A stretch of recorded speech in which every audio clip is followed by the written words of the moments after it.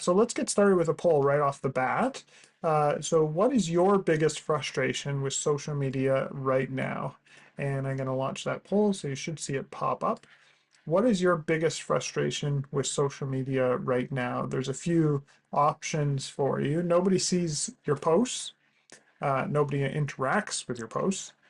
It's not driving clicks to your website, and it doesn't provide real results. So I'd love to get kind of your feedback on that. Nobody sees your post, nobody interacts, it's not driving clicks, and it doesn't provide real results. That's great. Okay, so we got a few. Um, yeah, this is really good. A few answers to the questions. Overwhelmingly, the feedback is that nobody interacts to the posts, with a quick runner-up being nobody sees your posts. And it's like we set this up for the for the big reveal here. Um, there we go. So you can see you should be able to see the results there. So majority for sure saying nobody interacts to the posts, and then nobody views them. So that kind of leads us into our next slide, which is the challenge. And this is a challenge that we hear about across the industry. It's also, of course, with corporations and businesses, but overwhelmingly, the feedback is that organic social media is not reaching the audience it once did. And specifically, it's not reaching the audience that even chose to follow your page. Um, there's a bunch of recent studies. I was just looking at some of the stats recently because it does fluctuate. And the stats seem to say between 1 to 3% of your audience that actively liked your Facebook page or followed your Instagram page um, is reached by your actual posts. So 1 to 3%. And I was looking at even more specific stats just to give you kind of an idea of what that looks like, because we say percents, but it's hard to kind of quantify what that means. So in 2024 on Facebook, the organic reach across 2024 was only 1.37%. And organic reach means the number of people that are reached by your organic social posts. So if you had 1,000 followers on your Facebook page, only 14 people would see each post. It might be different 14 people each time, but 14 people on average would see the post. And then they also measured the average engagement rate, which again means the number of times somebody interacted with the post. And that was 0.2% of the ones who were reached. And so for a page with 1,000 followers, you would expect around 14 views of the actual post and then only 0.028 reactions, which really means that you'd need to do 36 posts before you got one interaction, reaction, like, share, comment, all those things. So pretty astounding statistics for sure that uh, charities and nonprofits have worked for years to kind of like pump up their Facebook pages and Instagram pages to try to get as many followers to create an audience there. And it's just astounding to see, almost criminal to see that the organic reach is only 1.37%. And then even beyond that, the engagement rate is 0.2. And these are averages. So I'm betting that some of you are beyond some of these numbers. I went a bit further and just kind of grabbed a couple examples. So for FBH is one of the people here. So you have 808 followers on Facebook. So that means on average, you're probably, based on these numbers, would get about 11 views on each post and then 0.02 reactions on each post, which means one reaction every 50 posts. For Rachel from Dawn there, 434 followers means 59. I don't know if that's right. It's less than that. Um, but it's basically one reaction in every 8 posts or so. And so there's definitely It's just astounding the organic reach that has been manipulated and removed on these social media platforms. Instagram is a bit better. So they have a 4% organic reach and a 3.5 percent engagement rate. So almost double on the organic reach and quite a bit higher on the engagement reach, which is encouraging. So for 1,000 followers on Instagram, that would mean getting 40 views per post and 1.4 reactions on average per post. So again, for Dawn, which is an example I have here, 340 followers on your Instagram account means 14 views and then half a reaction per post. So one reaction every two posts. So you can see how just unsustainable this is in looking at a bunch of the charities and nonprofits that we work with and also ones we've talked to, mostly smaller to medium sized charities. Very few are above that 1,000 mark. And so the reach and the engagement is just almost negligible. And those stats are from Social Status if you want to look them up and see what they're all about. So why does this matter? Well, you have an amazing mission and a vision that you just can't rely on organic reach to reach your audience with. They're just simply not seeing the posts. Even though they followed and liked the pages and in doing so are really requesting the content, Facebook and Instagram are generally not showing them the content. And we've talked to a number of charities about why this is. I'll kind of repeat the spiel again in that it's social media companies exist to keep eyeballs on their website. And so it's not that they're necessarily like reducing on purpose your post showing to people, but instead they're trying to show the most engaging content that will algorithmically keep them, their users or consumers on the site because they exist by selling ads and that kind of stuff, basically time on site. And so their algorithm is going to show them the most, entertaining, consuming content. And usually this looks like, random reels or maybe business information for some. They're just showing what's going to consume their time and keep them on the site the more. And often that isn't a charity's posts. For some of those you'll notice as if you manage social media, there's some that will constantly like your stuff and constantly see it. And that's because the algorithm within Facebook or Instagram has found that this person or this type of person interacts well with your content. And so you've won the algorithm in that case, and it's going to start showing your information more. And so really social media is not incentivized to show your content to your followers, but instead to show content that will engage and pull people in to the people on the social media network. And so, really, it's sad to see so much time and energy invested in these places where you have such a great following, usually a very loyal following of people, but they just don't see your stuff. They don't see that mission, that vision, those stories. And so we believe the solution within these contexts, Instagram and Facebook, is really to use meta ads. This is the tool that spans both Facebook and Instagram that allows you to spend a little bit of money, not you don't need to spend a lot, but to reach your audience. And unfortunately, in doing so, we're kind of buying into the idea that you have to pay to play, but that is kind of the reality where we are now. And what we want to do is reach more than the, dozens of people that we might reach with the 1 to 3%, move beyond that into hundreds, if not thousands, with a minute amount, usually, and take them from kind of passive scrolling to active engagement around your story, your mission, and your vision to take action to the next step. And so this is the goal. We're going to kind of go through how we're going to go about this. There's a great quote that I found that I think really speaks to this. The bottom line is that you can't afford to not be on Facebook. It's the most targeted form of advertising that has ever existed on planet Earth. And this is true. There's about 50,000, 52,000 data points on every single user on Facebook. And so that means you can really, really reach in a very targeted method your potential donor or supporter or even your current donors with your messaging. That's one of the benefits of being in these communities is that ability to target so specifically.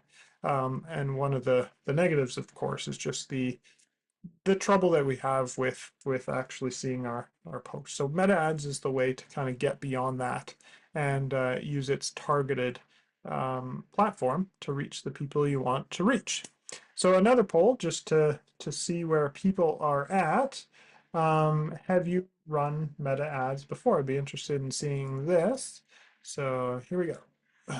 So you should see a pop up there. Have you run a meta ads campaign before? Yes, with success. Yes, but not sure if it worked. Not yet, but we plan to, and not at all. And love to get your feedback just to see where people are at, and we can kind of talk from those vantage points. Great. Okay, so we've got a few votes in here. So there's one in the group who's run Meta Ads campaign and had success with it, which is amazing to hear. There's one who's not yet, but we plan to, and one that is not at all.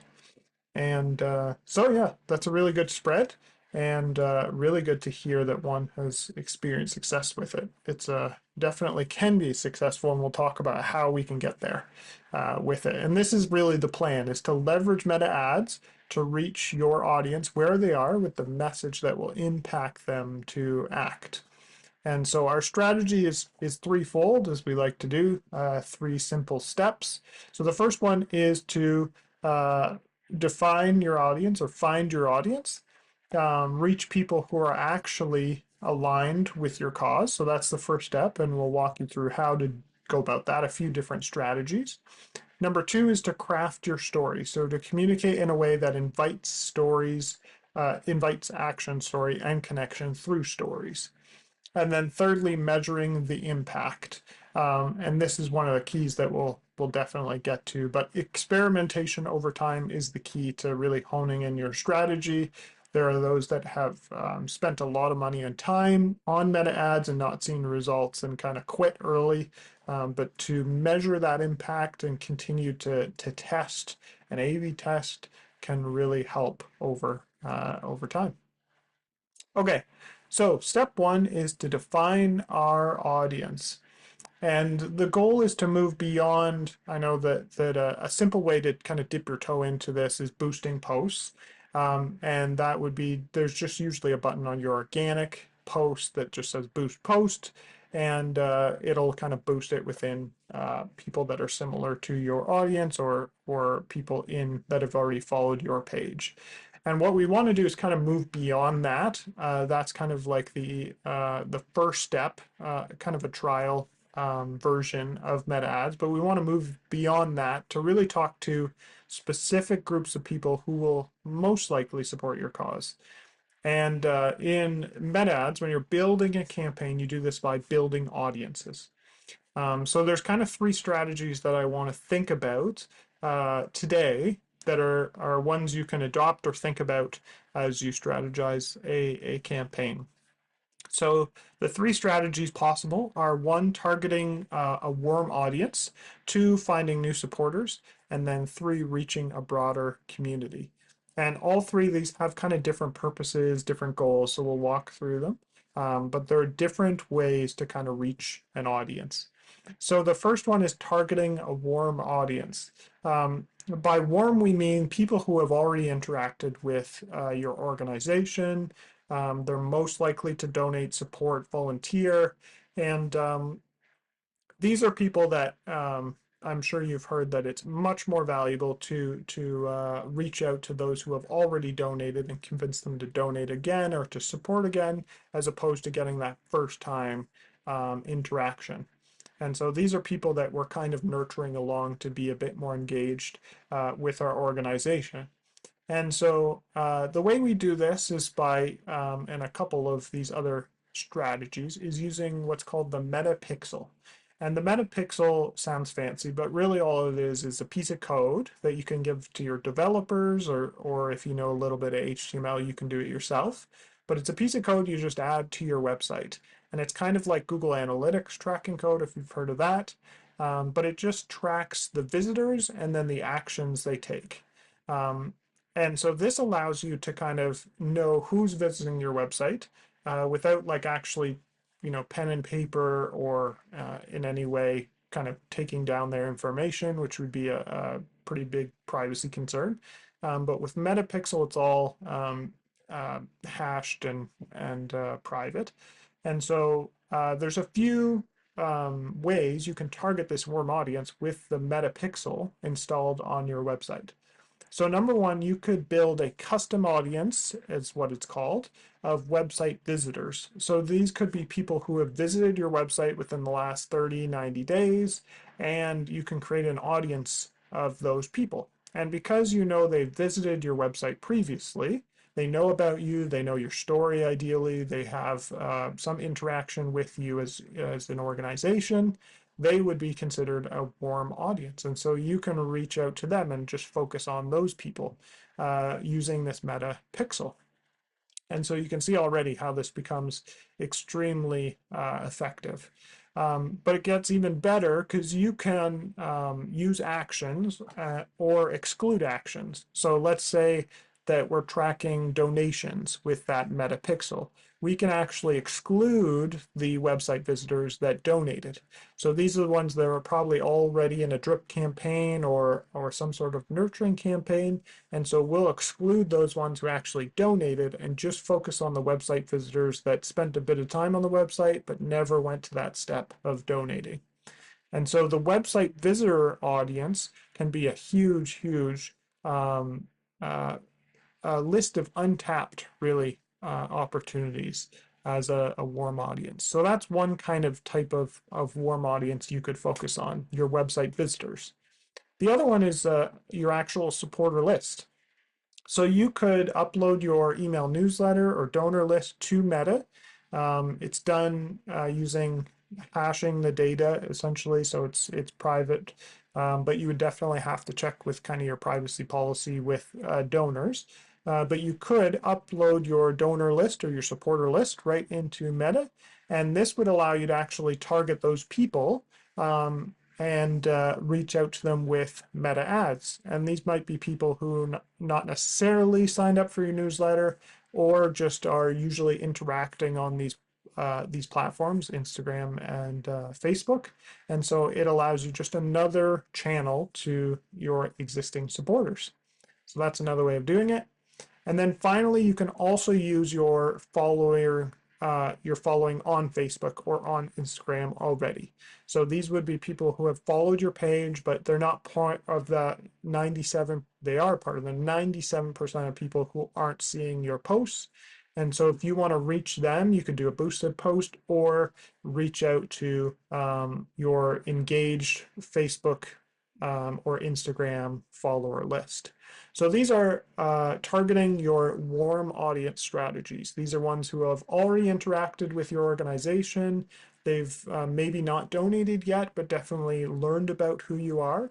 And so they're probably the easiest way to start to drive some new donations or new supporters.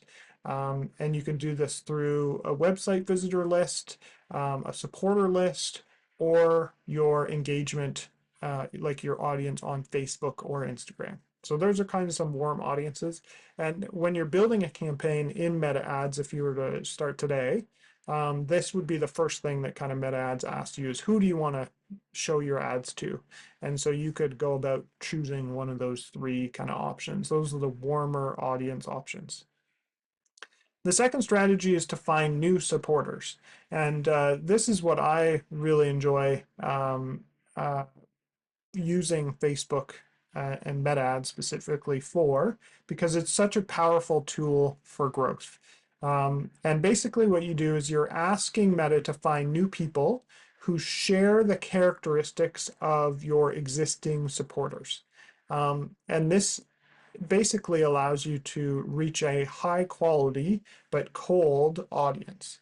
So it's not a warm audience where they've already had a touch point with you, but instead it's a high quality cold audience. And so it's using Facebook or Meta's algorithm, all the 52,000 data points they have on the people to kind of find similarities and look for people that are very similar to the people that are already your supporters.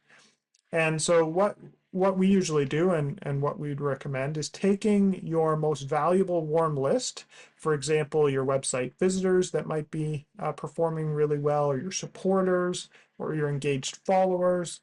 And what you do is create a lookalike audience. So you've probably heard of that term, lookalike audience, but again, it's basically saying what it means in that you have an audience of supporters or an audience or a list that's performing really well, and you're finding people that look like the people on that list.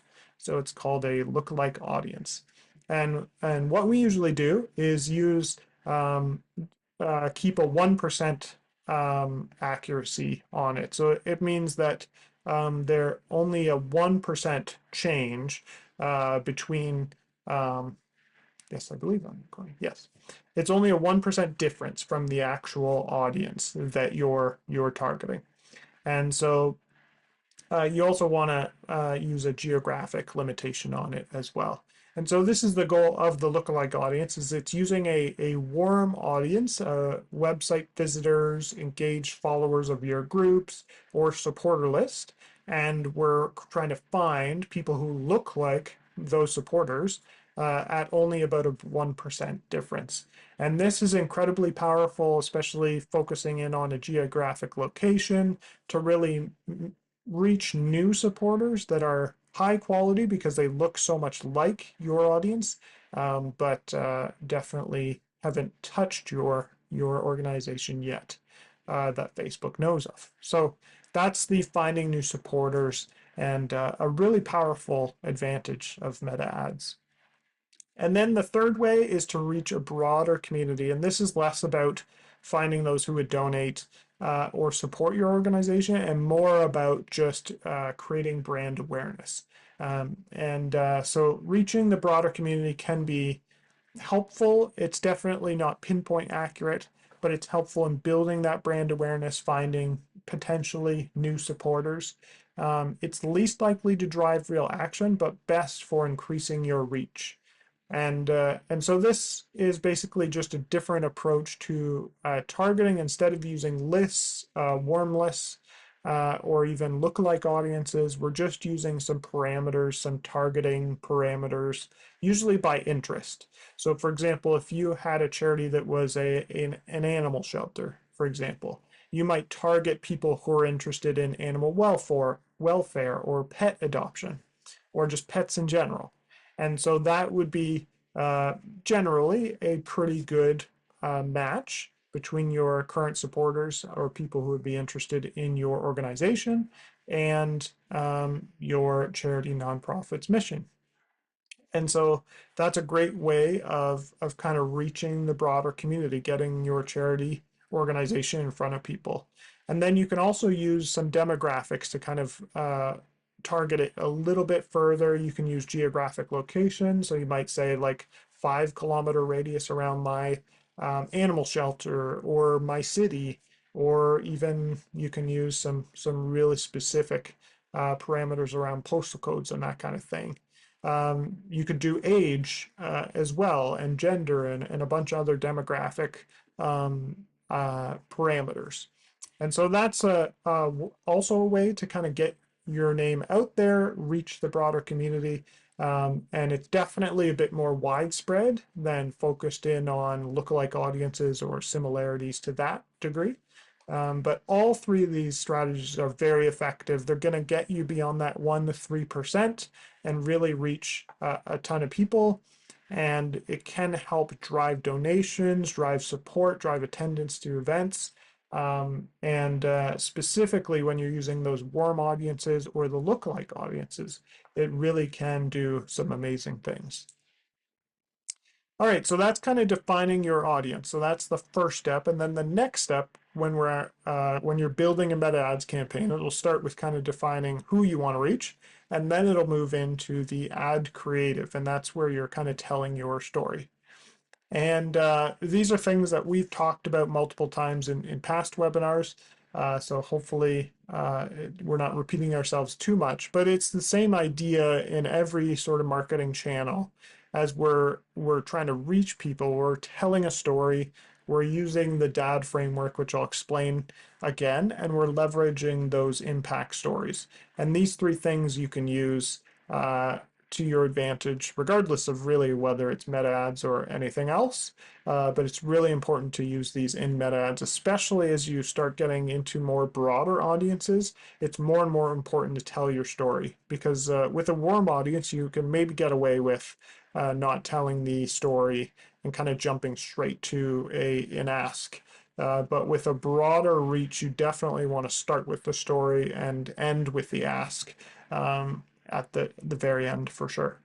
So when you're telling your story, it's really important to speak to your audience in a way that is engaging and also directs an action. And so the first thing we talk about is just telling a story. This is based on Story Framework by Donald Miller, and we've kind of altered it for kind of the nonprofit charity perspective. But it's so easy in ads and website copy and everything you do to talk about ourselves, about the charity, about the organization, instead of talking about the real hero of the story, which is the donor. And so, really, we want to think about what does the donor want? What does an ideal donor require? And specifically, what they want to help with or make different in the world, impact the world for the better. How they want to feel like they're part of the solution. And so that's the first step in telling a story is to determine that the hero themselves is the donor and to kind of connect with them where they are and empathize with them in their specific problem.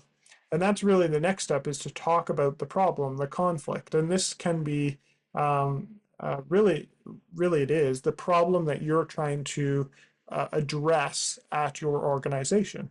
It's the reason that your charity exists.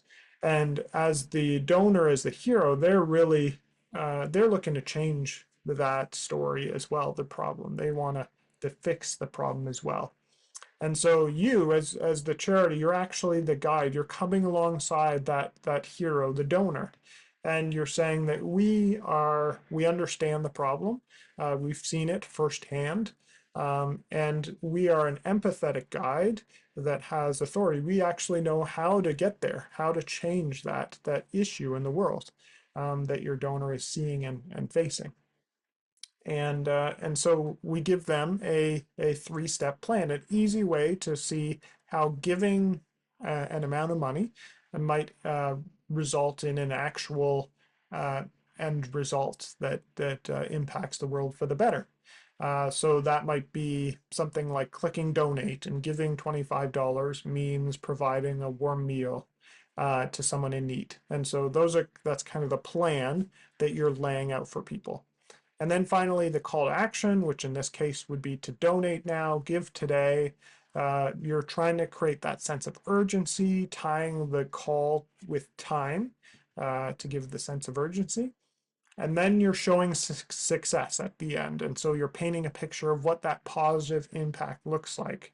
A smiling child, a clean river, a sheltered animal. All these things kind of speak to that story. And you can see how the story kind of builds itself in filling in the blanks there. And so the story goes from the problem that the hero, the donor, has. The guide comes along, that the charity, the organization, comes along and shows them this is the way we can make it better with a plan. And then we call the donor to action, and then finally show success. And the goal is to create friction at the start, or tension at the start with the problem, and solve it or resolve it at the end with the solution and the success. And so it sounds long, but you can really put that story into like a sentence. And in your ads, it's really important to go through that process. I find often when talking to charities organizations, they're so passionate and in the organization and making change constantly, that they kind of forget about the problem. They assume maybe that everybody understands the problem, just like I do.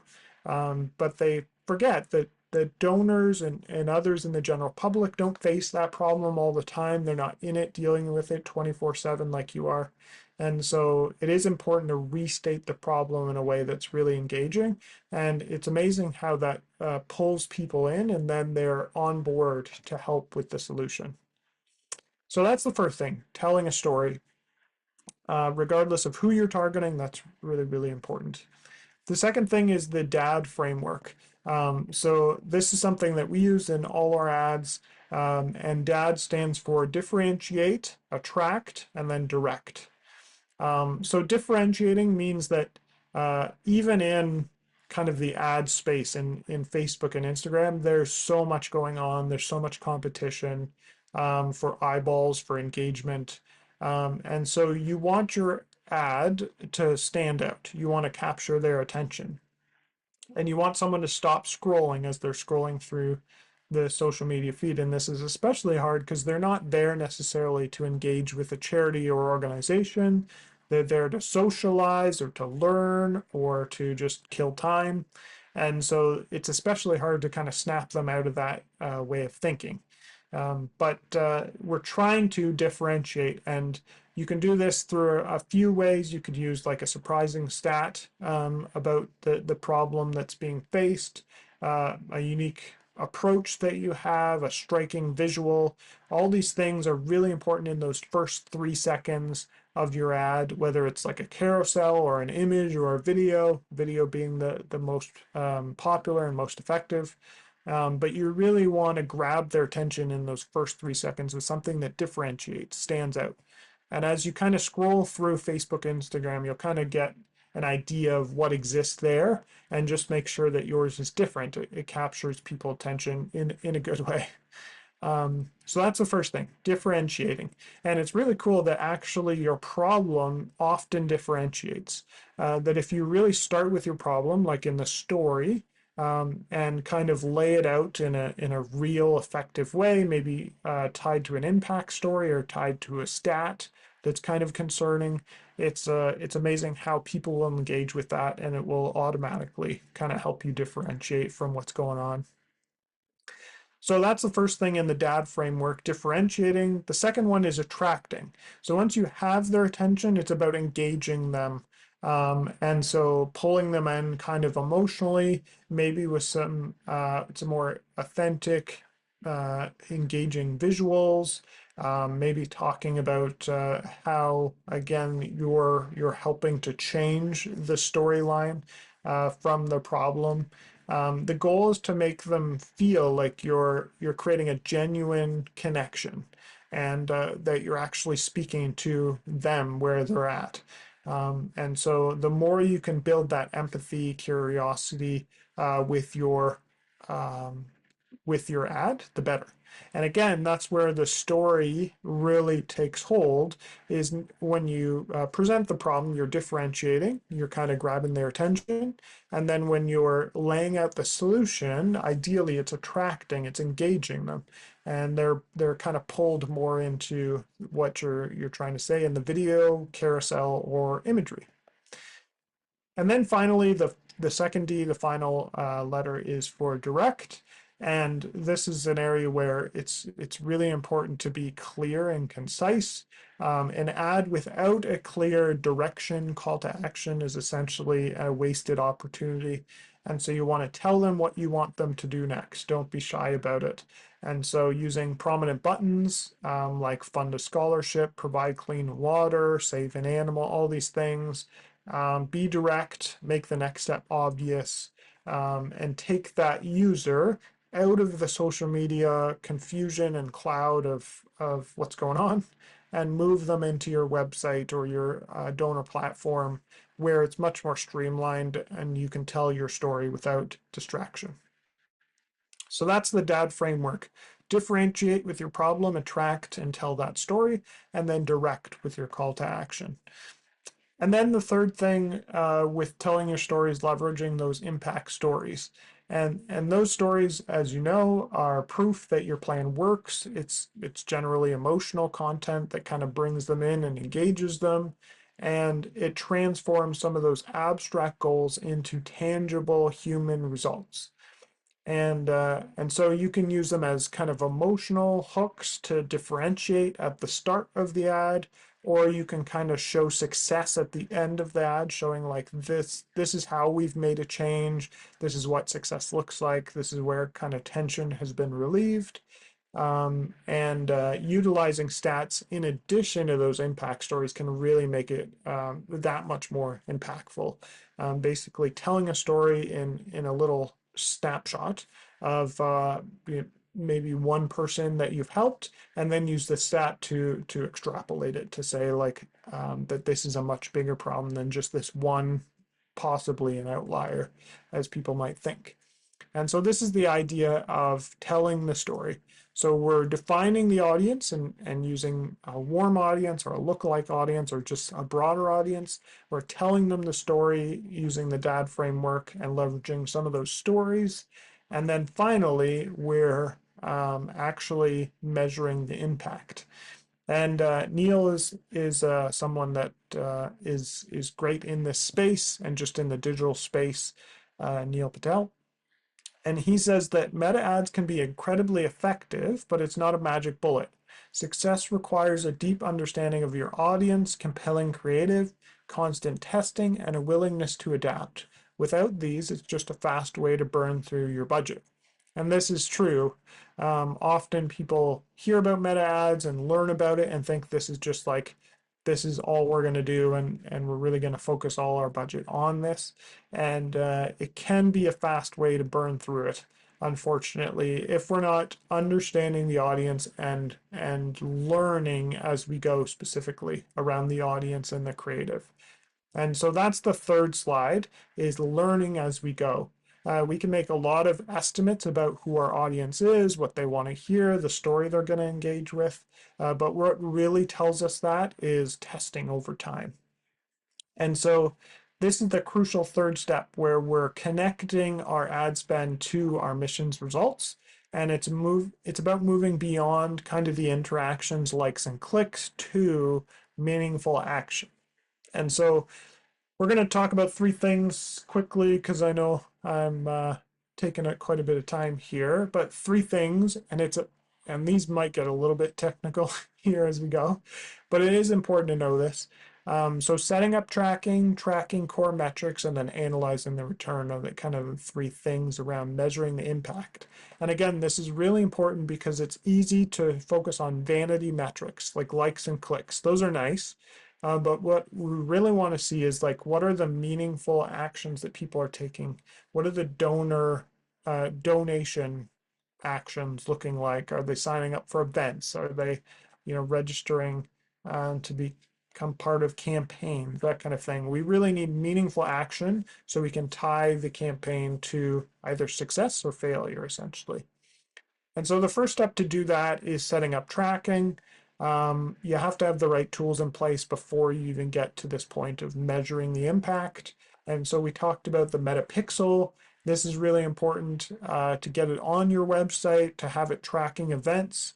And it's really important because Google Analytics is great, but it definitely struggles to pick up all the meta traffic or ads traffic. And also, if you haven't heard of UTM parameters, but those are really important. They do help Google Analytics be a bit more active, and it can help sometimes differentiate between different ad campaigns or ad copy as to how they're doing. And so those are the two main things: is installing the metapixel, definitely important, and then number two, using UTM parameters. And this will allow you to get kind of started with seeing metrics that are important. If you started a campaign without doing this, you would see some of the basic ones, some of the ones that Facebook can measure on their platform. But again, you don't get deep enough to see like, are we actually getting donations from this? Are we getting event registrations, etc.? Okay, so the first thing is setting up tracking. The second thing is tracking your core metrics. And so these metrics are your North Star in a sense. They live in Meta Ads Manager where you're kind of managing the campaign, and they tell you if your audience is taking those really specific actions that you want them to take. And so those things might look like donations, results, conversions. These are your primary success metrics that you're measuring. And so many donor platforms can kind of connect with the Metapixel that allows you to see direct donations from your campaign. So that's the first kind of core metric that you want to focus on. From that, you can look at your cost per result, or CPR. And cost per result in meta ads means like uh, the amount of money you had to spend to get that donation. So, for example, if you spent $200 on your ad campaign and you received 10 donations, that means your cost per result is $20. And so the goal would be to get that as low as you can, but hopefully you could get it down to $2 per donation. And the lower you can get that, of course, the more the donation actually can go to your mission and vision, and then not to the ad spend that you're using. The other important one is click-through rate, which is CTR, which you'll read about. And this is the percentage of people that see the ad versus the percentage of people that actually click on the ad.